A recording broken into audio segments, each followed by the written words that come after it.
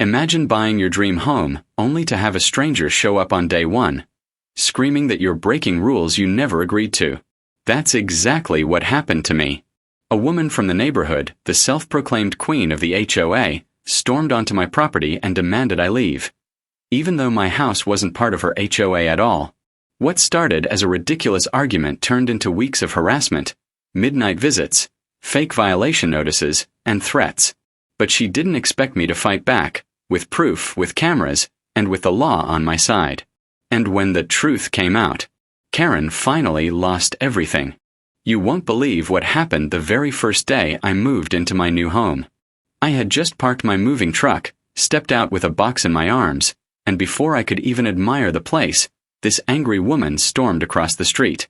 Her arms were folded, her face red, and she shouted, "You can't move here without HOA approval." I was stunned. I hadn't even finished unloading my first box, and already I was being confronted. With confusion in my voice, I told her, "Excuse me? This house isn't part of an HOA." Her eyes narrowed and she snapped back, "Every house in this neighborhood belongs to the HOA. You need to come to our meeting and sign the rules immediately, or you'll be fined." I almost laughed because I had double-checked with my realtor before buying. This property was just outside the HOA boundary. But this woman, who I later learned was the self-proclaimed president of the HOA, wasn't ready to hear the truth. That was my first encounter with Karen. And oh boy, it was just the beginning. Over the next few days, things escalated. Every morning, Karen would show up at my doorstep. Sometimes she carried a clipboard. Other times she had papers that looked like fake violation notices. One day, she waved a letter in my face. "Your grass is too long. That's a violation of HOA landscaping rules." I calmly replied, "Ma'am, I don't have to follow HOA rules. My property is exempt." But she wouldn't let it go. "If you don't comply, we'll put a lien on your house and take you to court." At this point, I realized she was either bluffing or completely out of her mind. My neighbors started warning me too. Apparently, Karen had a reputation for bullying new residents, even ones who weren't technically under her authority. She thrived on control, and I was her newest target. It got so ridiculous that she once demanded I paint my front door beige because, according to her, red doors lower the property value. I couldn't believe how obsessed she was. The final straw came one Saturday morning. The sun was out, birds were chirping, and I thought it was going to be a peaceful day. I was in my driveway, assembling a brand new patio set I had just bought for the backyard. I had my toolbox open, music playing quietly on my phone, and for once, I felt like I was finally settling into my new home. But peace doesn't last long when Karen is around. I noticed movement from across the street, and sure enough, there she was, storming over, arms pumping like she was leading a protest. This time, she wasn't alone. 2 other HOA board members, who honestly looked more nervous than supportive, trailed behind her like reluctant bodyguards. Karen marched straight into my driveway without asking, chin up, eyes burning with fury. She didn't even bother with small talk. Instead, she raised her voice so loud that half the neighborhood could probably hear. "We are giving you your final warning," she declared, waving a stack of papers in the air like they were legal documents. "Pack your things and leave this neighborhood. You're not welcome here." I froze for a second. Was she actually ordering me to move out of my own house? It was so absurd that I almost laughed. But her face wasn't joking. She was dead serious, and the 2 board members looked like they wanted to melt into the ground from embarrassment. That was it. I had had enough. I put down my wrench, stood up slowly, and looked her dead in the eye. "Karen, listen carefully. This house is not part of your HOA. You have 0 authority over me. None. If you keep harassing me, I'll call the police and press charges for trespassing." The board members exchanged nervous glances, clearly realizing that Karen was crossing a line. One of them even muttered, "Maybe we should just..." But Karen cut him off before he could finish. Her voice rose an octave as she pointed a finger at me. "We'll see about that. You'll regret messing with us." It was like she believed she was the sheriff of the entire neighborhood. But all I saw was a bully who didn't know when to quit. The tension was thick. My hands were shaking. Not from fear, but from anger. I had worked hard for this home, and I wasn't going to let some self-appointed HOA dictator scare me into leaving. The encounter left me rattled, though. If Karen was bold enough to storm onto my driveway with backup and demand I leave, what else was she capable of? That's when I realized I needed to protect myself. This wasn't just some silly neighborhood drama anymore. It was escalating. The very next day, I went out and bought a full security camera system. I installed cameras covering every angle of my property. The front yard, the driveway, the backyard, even near my side gate. Every corner was covered. If Karen so much as stepped onto my lawn again, I'd have proof. And believe me, those cameras paid off. Within just a few nights, they captured exactly what I feared. Karen sneaking around when she thought nobody was watching. I couldn't believe what I saw. But that's a story in itself. And trust me, those cameras caught some unbelievable things. Within just a week of installing my security cameras, Karen proved just how far she was willing to go. I'll never forget the first clip I reviewed. It was past midnight, the street was quiet, and there she was, creeping across my lawn with a flashlight in one hand and a measuring tape in the other.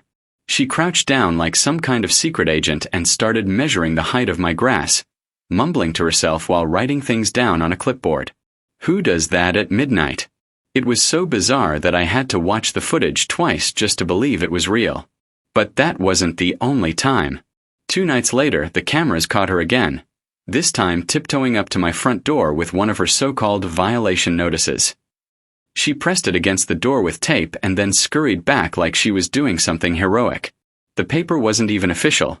It was a piece of printer paper with bold letters saying, "Final warning, non-compliance will result in removal." It was laughable but also unsettling. She was clearly obsessed with forcing me out. At this point, it wasn't about rules or property values anymore. This was personal. That was my breaking point. The very next morning, I gathered all the evidence. I downloaded every clip from the cameras, printed out screenshots, and put together my property records. The ones that clearly stated my home was outside of the HOA boundary. I wanted everything neatly organized, so there would be no confusion when I presented my case. Finally, I picked up the phone and called the police.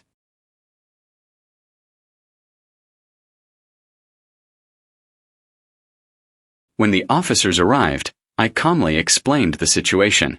I showed them the videos, the fake violation notices, and the property paperwork. They listened carefully, nodding as they reviewed everything. Then, as if on cue, Karen appeared again. She must have noticed the patrol car out front, because she came storming over, hands on her hips, ready to argue. Before I could even say a word, she pointed at me and told the officers, "He's lying. Every home in this neighborhood belongs to us. He's breaking the rules and we're going to have him removed." The officers exchanged a glance, clearly unimpressed. One of them asked me for the paperwork again, and I handed it over. They looked through it thoroughly before turning to Karen. "Ma'am," the officer said firmly, "this property is not under your jurisdiction. This homeowner is not part of your HOA." Karen's face went pale. She stuttered, But that can't be right. The rules. Everyone has to follow the rules." The officer shook his head. "No, that's not how it works. And if you continue to come onto his property, leave notices, or harass him in any way, you will be charged with harassment and trespassing. Do you understand?" For the first time since I'd met her, Karen was speechless. Her mouth opened and closed like she wanted to argue, but no words came out. She glanced around as if hoping the board members or neighbors would back her up, but no one did. The officer's words had shut her down completely. With her shoulders hunched and her face red, she turned and walked back across the street without another word. Watching her retreat in silence was one of the most satisfying moments of my life. After weeks of harassment, intimidation, and ridiculous demands, justice had finally been served. And for the very first time since moving in, I felt like my home was truly mine.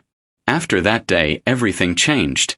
Karen's daily visits, her clipboard inspections, and her constant threats, all of it stopped. She no longer stormed across the street to confront me, no longer taped fake violation notices to my door, and no longer treated me like I was a criminal for simply living in my own home. In fact, she went so far as to avoid me altogether. Whenever I drove past her house, she'd quickly turn her head, suddenly fascinated by her garden or mailbox. It was almost funny. This same woman who once yelled in my driveway with the confidence of a drill sergeant now couldn't even make eye contact with me. And the best part. Word spread quickly throughout the neighborhood. People noticed the patrol car, and they noticed Karen's sudden silence. Within days, curious neighbors started approaching me. One man walked up as I was unloading groceries and said quietly, "Thank you." Someone finally stood up to her. Another neighbor, an older woman, admitted that Karen had once fined her for painting her shutters the wrong shade of blue. She confessed she'd paid the fine out of fear, not realizing Karen had no real authority. I started hearing story after story. Karen demanding people cut down trees she didn't like, insisting cars couldn't be parked on driveways overnight, even telling one family they had to remove their kid's trampoline because it was unsightly. For years, people had believed her threats, too scared to push back. But after my confrontation with her, and after the police got involved, everyone realized the truth. Karen was nothing more than a bully pretending to be powerful. From then on, the entire neighborhood seemed lighter. People started putting up decorations they liked, parking wherever they wanted, and ignoring Karen's ridiculous rules. It was like the community had been freed from an unspoken dictatorship. As for me, I finally got to enjoy my home in peace. My bright red front door still stands proudly, just the way I wanted it. My grass grows naturally, sometimes a little long, sometimes freshly cut, and nobody dares measure it with a tape anymore. My patio furniture is set up perfectly, and I spend many evenings outside, relaxing and appreciating the freedom I fought for. Karen. She's been keeping a very low profile ever since. Occasionally, I'll see her peeking through her blinds, watching the neighborhood like she's still in charge, but she hasn't stepped foot on my property again. She knows now that if she tries, I'll have the police on speed dial, and the evidence to back me up. And here's the lesson I learned through all of this. Always know your rights. Bullies like Karen thrive on intimidation. They count on fear, confusion, and silence to keep control. But the moment you stand up, stay calm, and back your words with facts and proof, they crumble. So if you ever find yourself in a situation like mine, remember this story. Don't let someone push you around just because they act like they have authority. Whether it's an HOA, a boss, or just a neighbor who thinks they run the block, stand tall. Because at the end of the day, the best way to deal with a Karen isn't yelling back, fighting, or stooping to their level. The best way is to expose the truth, let them trip over their own lies, and then live your best life while they're stuck with the embarrassment of being wrong. And trust me, that kind of victory is sweeter than anything else. And that's how I finally stood my ground and ended Karen's reign of terror once and for all. What would you have done if you were in my shoes? Let me know down in the comments. I love reading your thoughts. And if you enjoyed this crazy story, don't forget to hit that like button, subscribe, and ring the bell so you never miss more wild stories like this one. Thanks for watching, and I'll see you in the next video.